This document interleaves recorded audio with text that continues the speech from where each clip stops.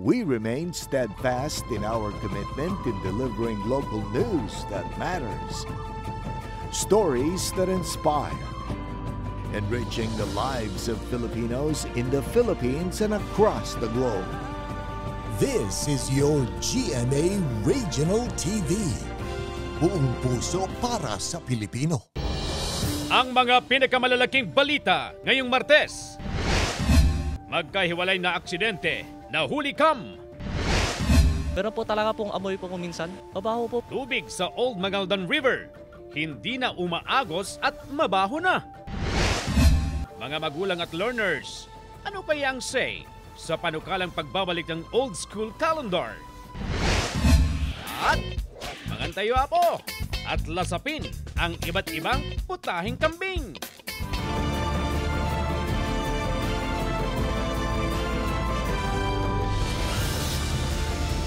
Ito ang GMA Regional TV 1 North Central Luzon. Masantos siyang aram na imbag gamale maya pagat panapon kapuso. Narito na ang 1 North Central Luzon. Hatid namin ang mga pinakamalaki at pinakahuling balita sa Hilaga at Gitnang Luzon. Live mula rito sa GMA Dagupan Station, ako po si Chris Zuniga. Nasa below normal level na ang mga ilog sa Mangaldan, Pangasinan dahil sa epekto ng El Nino. Sundan sa report. Patuloy ang pagbaba ng antas ng tubig sa mga kailugan sa Mangaldan, Pangasinan. Sa ngayon, nasa below normal level ng Angalacan River, Mangiragday River at ang Old Mangaldan River. Sa baba ng antas, hindi na umaagos ang tubig sa ilog na ito sa bahagi ng Barangay Pugo. Halos mapuno na rin ng water lily ang ilog. Hindi umaagos yan pag ganito kasi hindi umaakit dyan sa simento eh. Pero pag umulan yan ng malakas, kahit 2 bisis lang, aakit na yan. Ang tubig sa bahagi ng ilog sa Barangay Bantayan nangingitim na dahil sa mga nangamatay na water lily. May mga pagkakataon nga raw na umaalingasa ang mabahong amoy sa ilog. Kapag natutuyo yung mga damo like water lily sa mga ilog, siyempre may amoy talaga. Nakababad siya sa tubig lalo na kapag nahaluan siya ng tubig alat. Pero po talaga pong amoy po minsan, mabaho po. Nakatakdang makipag-ugnayan ang MDRRMO sa mga opisyal ng barangay na nasasakupan ng Old Mangaldan River para sa malawakang clean-up drive sa ilog. Kasama si Daryl Peralta, Jasmine Gabriel Galban, 1 North Central Luzon. Patay ang rider matapos na sumalpok sa nakahintong truck sa Santa Barbara, Pangasinan. Insidente sa pool sa CCTV. Nakaalerto si Russell Simorio. Sa kuha ng CCTV sa kahabaan ng Barangay Marunong, Santa Barbara, Pangasinan, makikita ang nakahintong truck. Naghihintay ang driver ng signal mula sa pahinante para lumiko. Makikita rin na umilaw ang flasher ng truck para mag-abiso sa mga motorista na liliko ito. Umiwas ang ilang motorista sa direksyon ng truck, pero ang motorsiklong ito nagdire-diretso hanggang sa sumalpok sa truck. Nasawi ang 35 anyos na rider. Pero itong rider, dire-diretso, sumalpok doon sa harap. Kahinto kasi yung sasakyan. Kaya nakaantay lang ng signal yung kaso yung rider, siya ang bumangga doon sa truck. Nakatakdang mag-usap ang driver ng truck at ang pamilya ng biktima ayon sa PNP. Sugatan naman ang mag-inang Christina at Mark Chester Cabanlig, residente ng Barangay Premisias, Mapandan, Pangasinan. Sakay ng motorsiklo ang mag-ina na nakahinto sa intersection. Naghihintay ng pagkakataon para pumasok sa inner lane. Pero may SUV na dire-diretso sa intersection. Unang bumangga sa pick-up ang SUV. Saga tumagilid sa kinaroroonan ng mag-ina. Nagpapagaling sa ospital ang mag-ina. Si Mark Chester, kailangang sumailalim sa operasyon. Yung bill po sa ospital malaki na po. Iniintay po namin yung bigay ng nakadisgrasya sa kanila. Sugatan ng isa pang rider na nadamay sa insidente. Ayon sa pulisya, makikipag-areglo ang driver ng SUV sa mga nadamay sa aksidente. Kasama si Jing Dakanay, Russell Simorio, 1 North Central Luzon. Pagbabalik ng old school calendar, suportado ng ilang magulang at learner. Yan ang tinutukan live ni Claire Lacanilaw. Claire? Chris, inaasahan nga ng ilang magulang at learner ang plano o tuluyang maibalik ang dating school calendar dahil naapektuhan na raw ang pag-aaral ng mga learner sa tuwing suspension of classes bunsod ng mainit na panahon. Dahil madalas ang suspensyon ng klase bunsod ng mainit na panahon, ipinanawagan ng pagbabalik sa old school calendar. Mas maaga po matapos ang klase ng mga bata para hindi na po sila abutin ng March na mas matinding init ang panahon. Para di din po makahirapan yung estudyante pumasok sa sobrang tindi po ng init. Lalo na po kapag po sobrang init, nagkakasakit din po yung mga estudyante. Maging si Pangulong Ferdinand Marcos Jr., positibo ang pananaw rito at inaantay na lamang daw ang konkretong plano mula sa DepEd. Ito talaga yung mga feedback na naririnig natin among our teachers, among our school administrators na nahihirapan talaga yung mga bata. Actually, pati yung mga ating mga school personnel, kaya minabuti rin ng ating Department of Education na magsagawa talaga ng thorough survey sa lahat ng mga stakeholders. Sa Dagupan City, sa huling pagsusulit ng mga learner, magpapatupad ng shifting upang maiwasan ng siksikan sa silid-aralan. Yung time nila, 7:30, start naman na sila. Start na. And then by schedule sila. May set A, set B kami. Para hindi medyo ma-decongest yung classroom. Bagamat nagagawa naman daw ng DepEd ng paraan ang suspensyon ng face-to-face classes sa pamamagitan ng asynchronous learning, kabilang sa binibigyan ng pansin ang pagsasaayos ng mga pasilidad sa mga paaralan para masolusyonan ang problema sa mainit na sitwasyon sa mga classroom. Nananatili pa ring suspendido hanggang May 10 ang face-to-face classes sa mga preschool, pampublikong elementarya at sekundarya sa Kalasyaw, Pangasinan.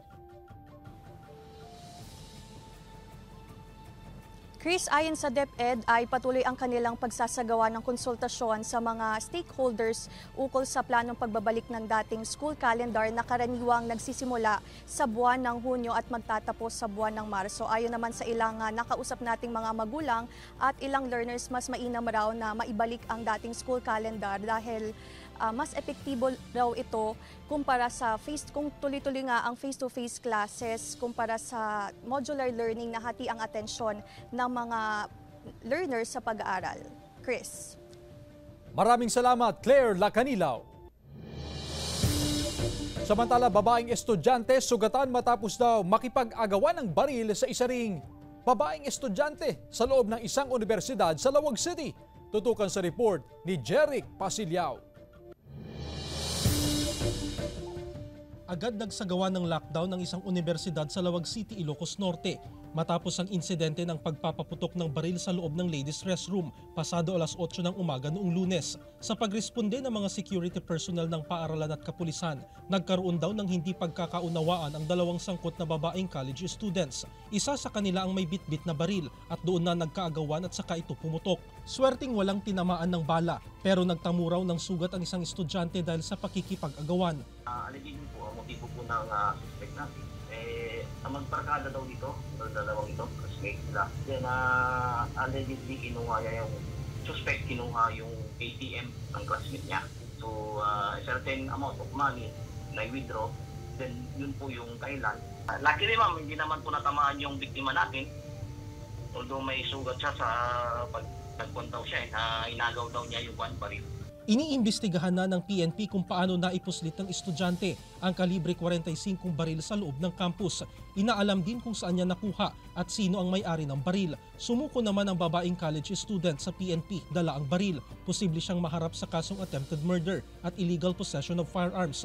Handa naman daw makipagtulungan ang pamunuan ng universidad sa investigasyon. For now, the administration is beefing up its security with regard to the incident. It is an isolated incident because it's the first time that it happened in the city and in the province.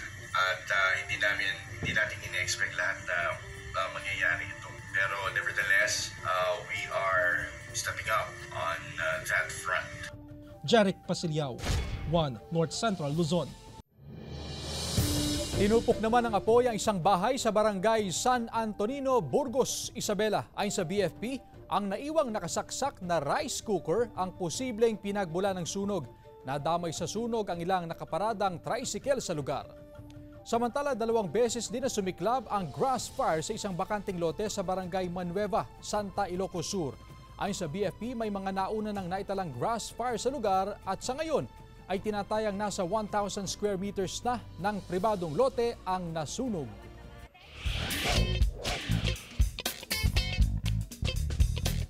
Nakatatakam na mga putahe ng kambing inihain sa Kaldingan Festival sa Bantay, Ilocos Sur.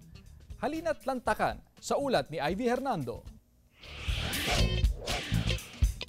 Amoy pa lang mapapakanin ka na sa sarap ng mga putaheng mula sa karne ng kambing. Nariyan ang masarsang kaldereta, kilawin, at ang all-time favorite ng mga Ilocano, sinanglaw.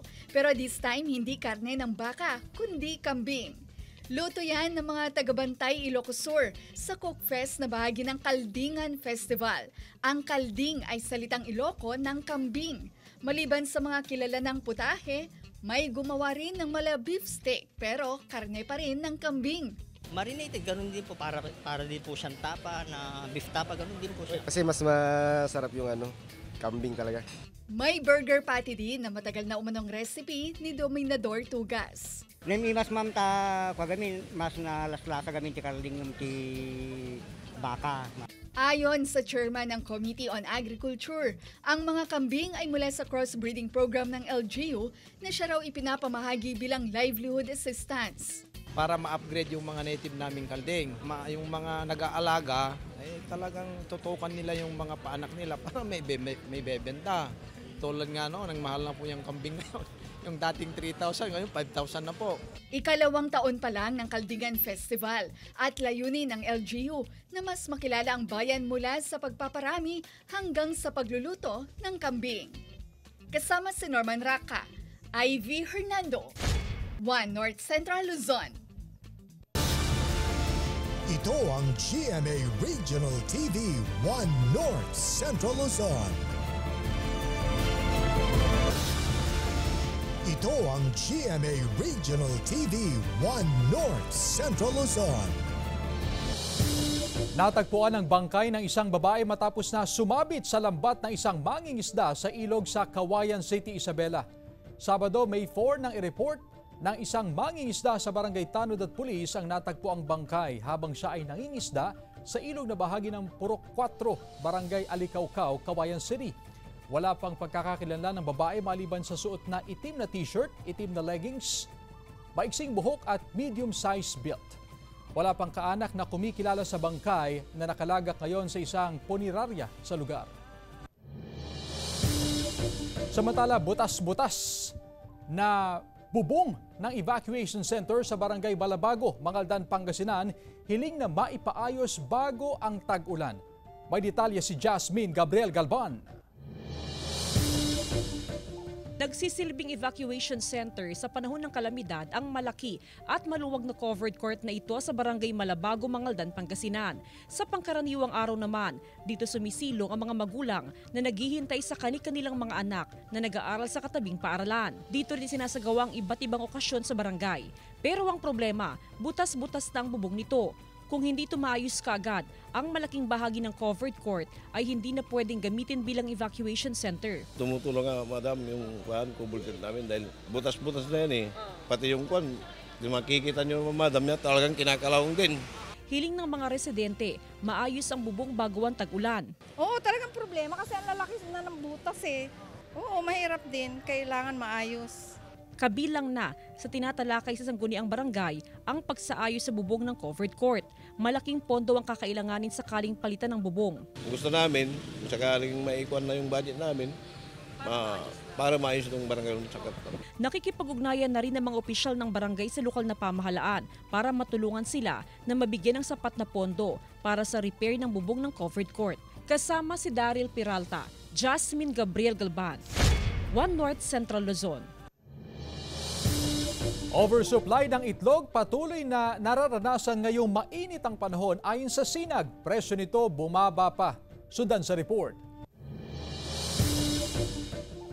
5 piso kada piraso ang pinakamababang presyo ng itlog sa ilang pamilihan sa Dagupan City. Batid ng ilang negosyante ang maliliit na sizes ng itlog na nakukuha nila sa mga supplier. Ang kanilang mga paninda nasa piwi hanggang medium lang na sizes ng itlog.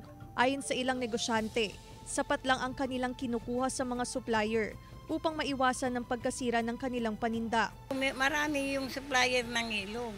Medyo nahihirapan din sila kasi ang dami ng production ngayon na nag-i-stock. Madali rin masira kung hindi nila madispose din. Para makatipid, kada piraso raw kung bumili ng itlog ang ilang mamimili. Pwede na rin yun, mga ganyan, 6 pesos, ganyan, pwede na para sa bahay tingi-tingi. O dahil makatipid kung ilan kayo, o ilaga mo yung 5. Mas lalong malakas yan. Siyempre, yung mga estudyante, gusto na nila yan, tamura. Ayon sa Samahang Industriya ng Agrikultura, nararanasan ng oversupply ng itlog ngunit maliliit ang sizes na napuproduce. Bunsod ng mainit na panahon, inaasahan na sa tag-ulan, magbabalik normal ang sizes ng mga itlog. Oversupply ng itlog ngayon, pero yung size medyo maliit. Extra small size ang lumalabas ng itlog. Kasi yung init, so apektado yung egg, no? Lumalabas na egg sa layer. Kasama si Henry Duminsil, Claire Lacanilaw, 1 North Central Luzon.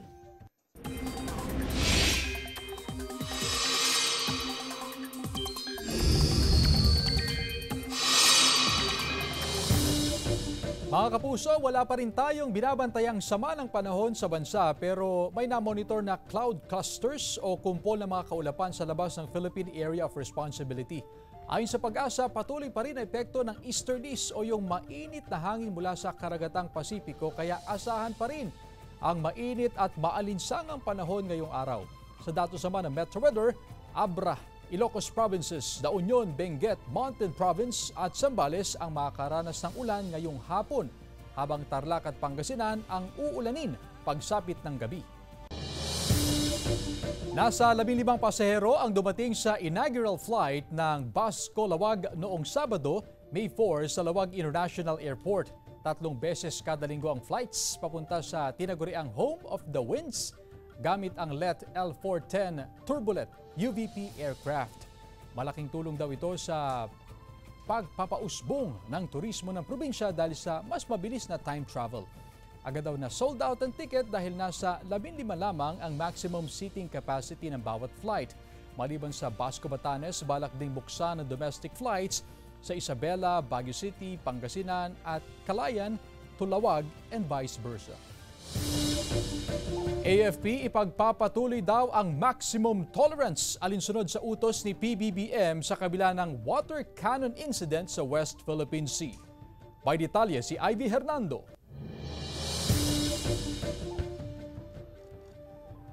Sa nagpapatuloy na Balikatan Exercise 2024 sa Lawag City, isang press briefing ang isinagawa ng Armed Forces of the Philippines hinggil sa isyu ng territorial dispute sa West Philippine Sea.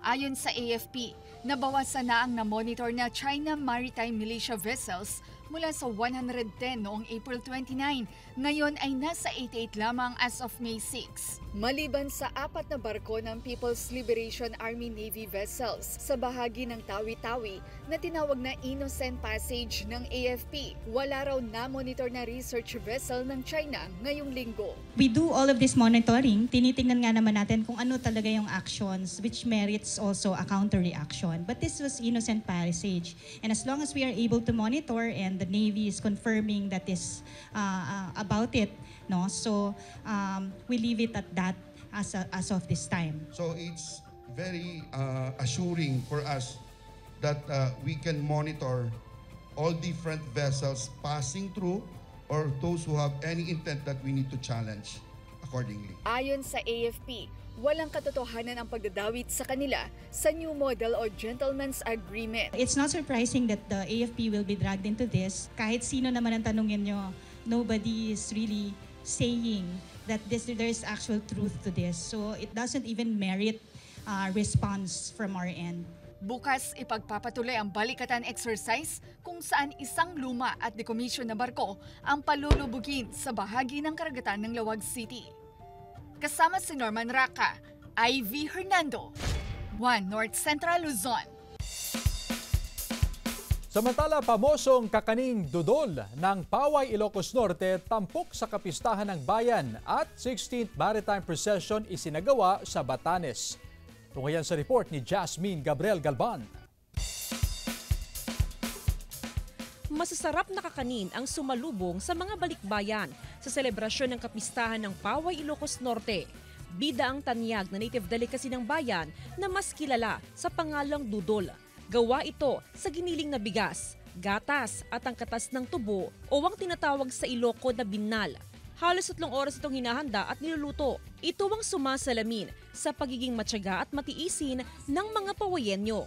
Napana kami makikiwa kiti ko sir. Hanang nga dati nga luto sir. So pagsapula kiti ko sir. Kaya makitang tandan.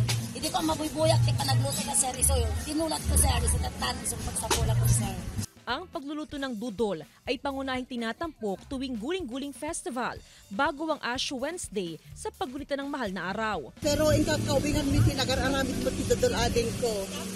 Sa itubing kami managaramit ti apong mi kada lulula mi. Hindi nag-aramit mo ti dudol.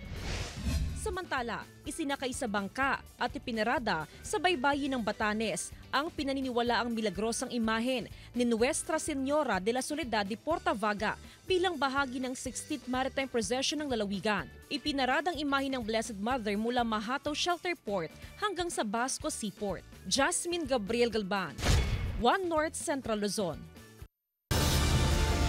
Ito ang GMA Regional TV 1 North Central Luzon.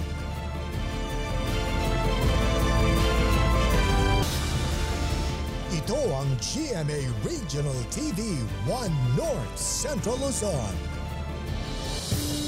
Kumpiskado ang nasa 1 milyong pisong halaga ng hinihinalang ilegal na droga sa magkakahiwalay na anti-illegal drugs operation sa Pangasinan.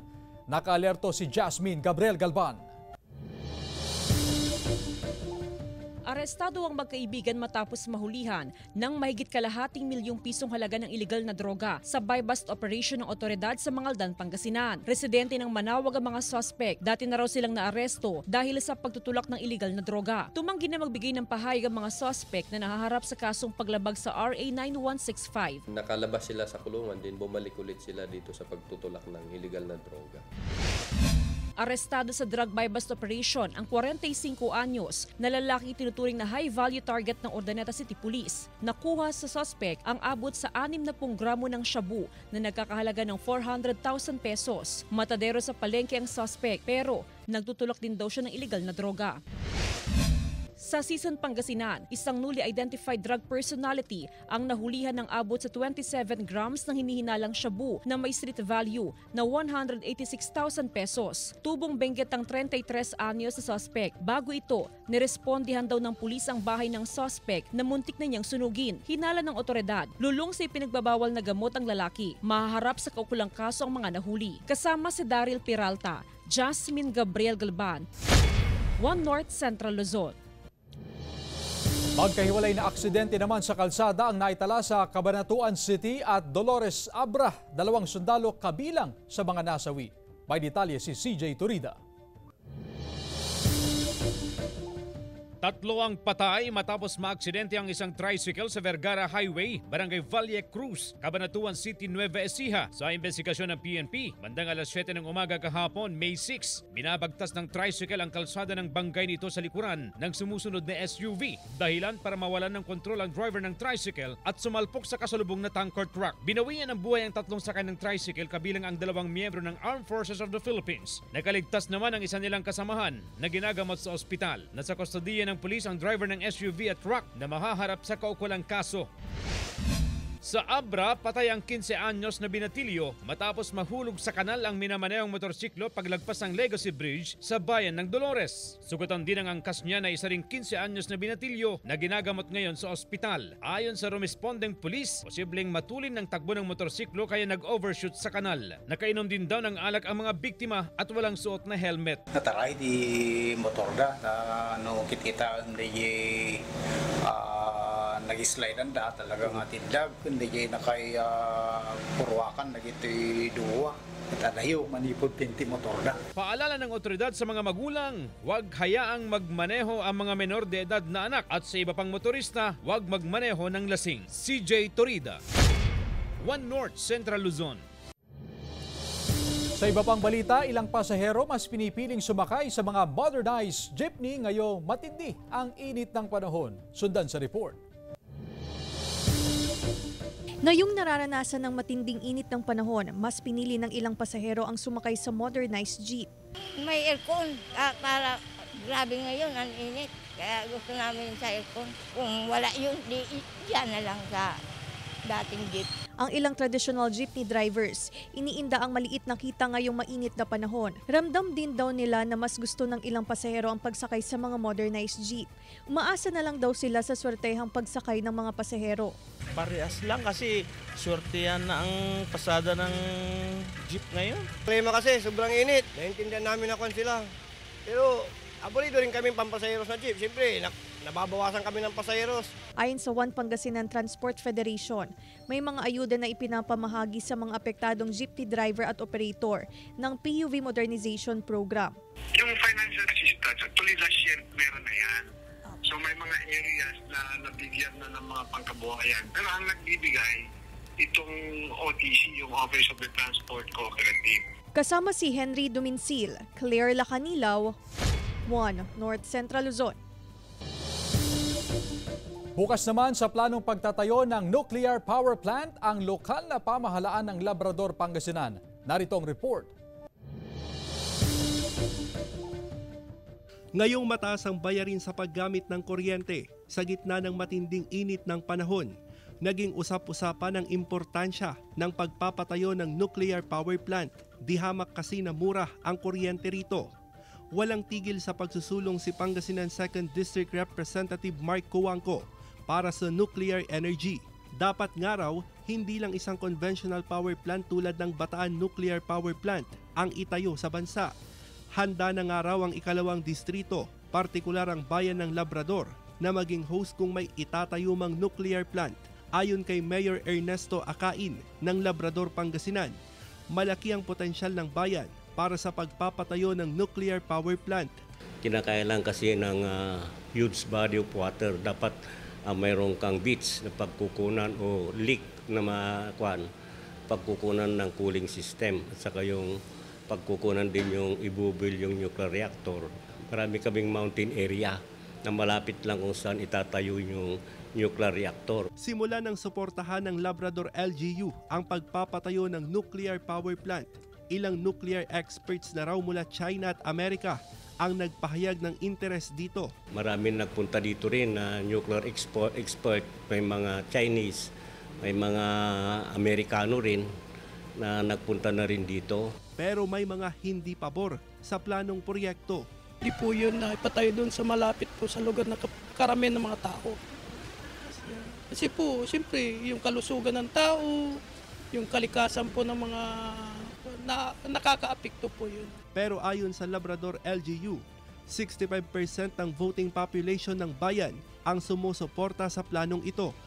Samantala, sabi ng ilang alkalde sa ikalawang distrito ng Pangasinan, gaya ni Binmaley Mayor Pedro Merera III, kailangan ng scientific study bago ang planong pagpapatayo ng nuclear energy sa lalawigan. Scientific approach kung paano nila magagawa ng paraan in case there is a malfunction of this nuclear plant. Otherwise, a matter of seconds yan, pag inano ng hangin yan, wala na tayo.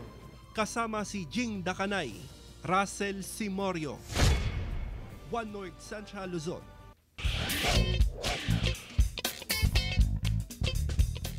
Pinagsamang lasa ng shawarma at burger, patok sa Kalasyaw, Pangasinan. Ating lasapin sa ulat ni Joan Punsoy.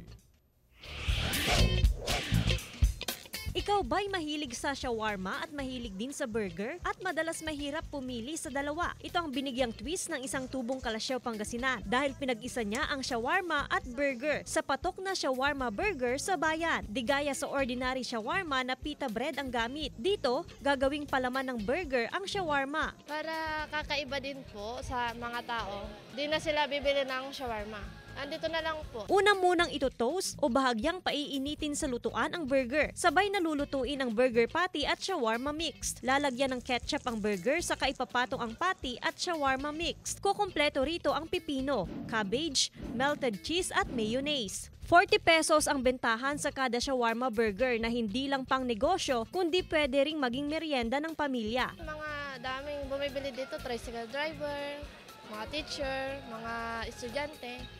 Kasi sabi nila, busog na kami sa isa lang. Meron ng pork, may beef na, tapos double cheese pa. Isa na naman itong patunay sa galing ng Pinoy sa pag-imbento ng mga pagkaing patok sa masa at panlasa. Kasama si Ron Alister Tanyedo, Joan Punsoy, One North, Central Luzon. Samantala, mapapanood niyo po ang episode na ito at iba pa ang pinakahuling lokal na balita sa official website ng GMA Regional TV, www.gmaregionaltv.com. Pwede rin kayong bumisita sa aming official YouTube channel, GMA Regional TV, at i-click ang subscribe button para sa pinakamainit na balita mula sa mga rehiyon. Nais din naming pasalamatan ang mga kapuso sa Hilaga at Gitnang Luzon, maging ang mga kapuso natin abroad. Dahil sa GMA Regional TV, local news matters.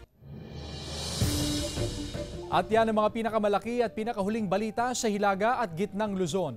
Maraming salamat sa pagsama sa amin pati na ang mga kapuso sa ibang bansa na tumutok sa mga balita sa rehiyon. Ako po si Chris Zuniga. Kami, ang GMA Regional TV, One North Central Luzon. Buong puwersa para sa mas malaking misyon at mas malawak na pagdilingkod sa bayan.